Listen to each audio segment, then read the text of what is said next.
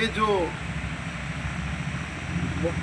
महावीर का मुक्ति का आंदोलन जब शुरू हो गया, जिस दिन से हम लोगों ने लक्ष्य लिया कि महावीर को मुक्ति कराना है, उस दिन से हम लोग इसमें डटे हुए हैं।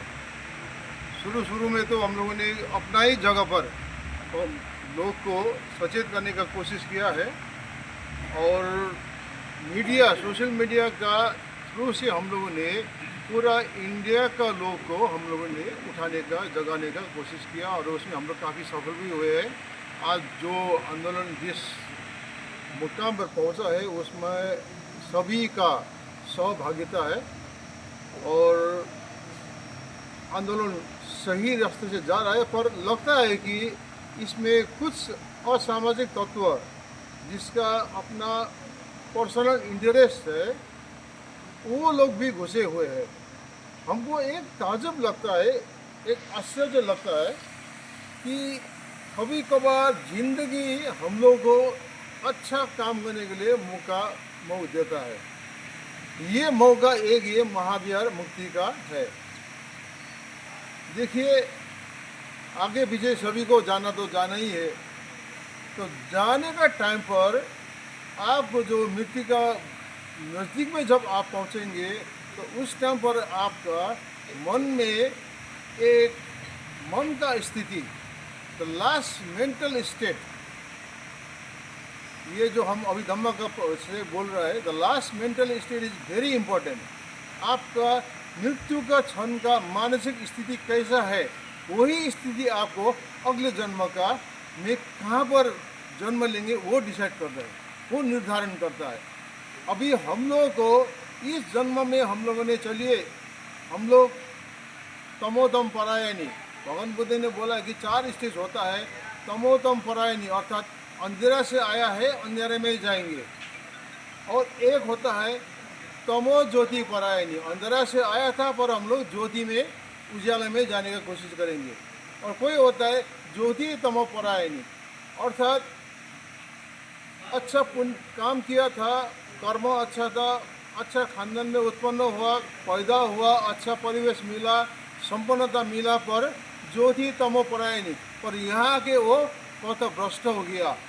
तो अभी यहाँ पर उसने खास काम कुछ नहीं किया, ये जिंदगी ऐसे ही नष्ट किया, अपना कर्म को सुनिश्चित नहीं किया। तो क्या हुआ कि ज्योति आया तो उजालों से था, पर जाएंगे अंधेरा में जाएंगे, ज्योति तमो परायणी।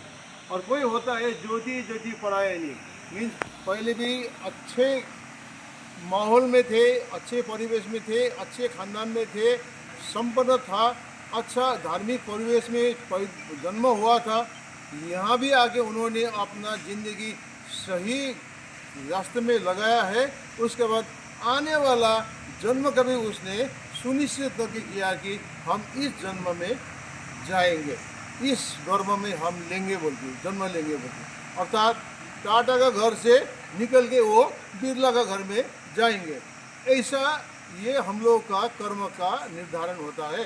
तो अभी हम लोग को एक बहुत ही, अब कर्म कैसा करना है, ये जो कर्म करने के लिए, अपना जीवन सुधारने के लिए, और मानव योनि मीन्स ये जो ह्यूमन लाइफ जो मिला है, एक ही ऐसा लाइफ है जिसमें हम लोग अपना पूर्व कर्म, जितना भी हम लोगों ने गलत काम किया या नहीं किया, या हम लोग शिथिल बैठा था, वो पूर्व कर्म को हम लोग यहाँ पर आके उसको सही कर सकता है।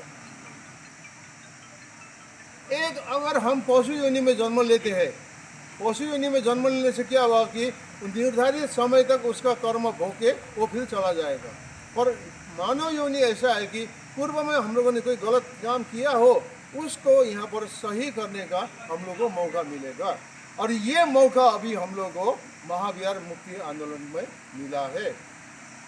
और ये जो, अगर इस आंदोलन में हम लोगों ने सही पवित्र हृदय से, पवित्र मन से, सही मकसद लेके, विदाउट एनी प्रिजुडिस, कोई पक्षपाती भावना लेके नहीं रखे, अगर हम लोग इस आंदोलन में भाग लेंगे तो निश्चित है कि वो आंदोलन सफल न हो या न हो, किंतु आपका सहभागिता के कारण आप अपना इस जन्म को सफल पक्का बनाएंगे।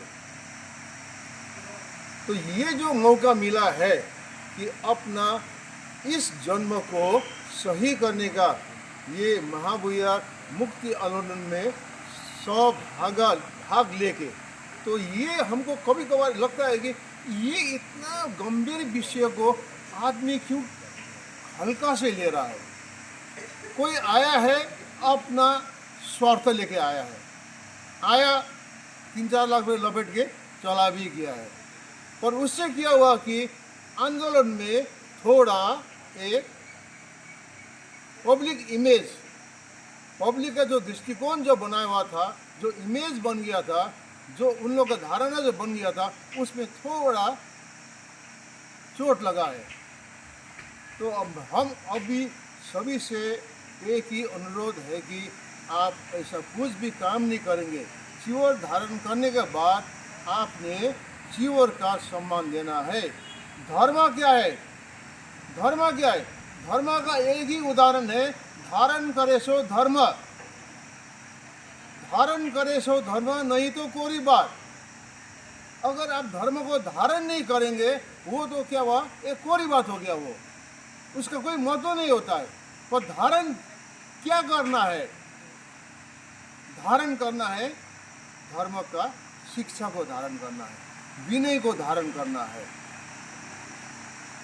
और बुद्ध का जो बताए हुए रास्ता है उस रास्ते को धारण करना है। तो इस मार्ग में हम देखा है कि बहुत सारे चीवर धारण करने के बाद भी वो लोग विनय नहीं समझ रहे, विनय नहीं पकड़ रहा है। ये बहुत ही दुर्भाग्यपूर्ण स्थिति है। ब्राह्मणवाद ने बौद्ध धर्म को तोड़ने के लिए क्या किया? बौद्ध धर्म इतना महान धर्म है, इसका फिलोसफी इतना महान है, इसको तो तोड़ ही नहीं सकता है। हम कहीं भी जाके बोलते हैं कि आप बुद्ध को मानो न मानो कोई बात नहीं, बुद्ध को मत मानो आप, किंतु बुद्ध का शिक्षा तो मन नहीं पड़ेगा। इतना प्रैक्टिकल शिक्षा, इतना व्यवहारिक शिक्षा, इतना त्रुटिहीन शिक्षा आपको कहीं भी नहीं मिलेगा।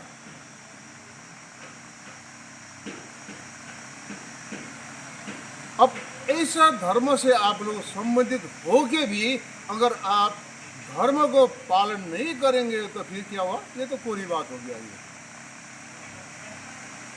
इसीलिए आप लोगों का सहभागिता, पवित्र हृदय का समागम हमको आवश्यकता है।